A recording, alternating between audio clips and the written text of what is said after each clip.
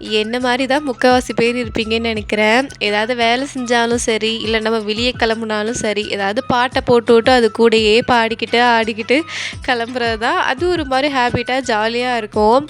இது நான் சின்ன வயசுலலாம் இப்படி இல்ல. ஒரு டீனேஜ் ஆனதுக்கப்புறம் தான் இந்த பழக்கம் எனக்குமே வந்துச்சு. சின்ன வயசுல எங்க அக்காலாம் கேட்கும்போது, "இது என்ன சும்மா பாட்டே கேட்டுக்கிட்டு இருக்கா? இதெல்லாம் நல்லாவா இருக்கு?" அப்படின்னு நெனச்சிருக்கேன். ஆனா அதுக்குன்னு ஒரு வயசு வரும்போது தான் அந்த பாட்டோட அருமையெல்லாம் தெரியுது. ஸோ என்ன மாரி தான் நீங்களுமான்னு சொல்லுங்க. நான் இந்த மாரி நெறைய பாட்டு கேட்பேன். அதுவும் அழுதுட்டேன் அப்புட்னா, கண்டிப்பா அன்னைக்கு ஃபுல் டே வீட்டுக்குள்ள பாட்டு தான் ஓடும். என்ன மாரி யாரெல்லாம் இருக்கீங்கன்னு கமெண்ட்ல சொல்லுங்க. ஈவினிங்க்கு மேல சூப்பர் மார்க்கெட் போகிற வேலை இருந்துச்சு. சரி அப்படியே சாயங்காலமா கிளம்பிட்டு ஹேரி வந்ததுக்கு அப்புறமா நாங்க வெளிய போனோம்.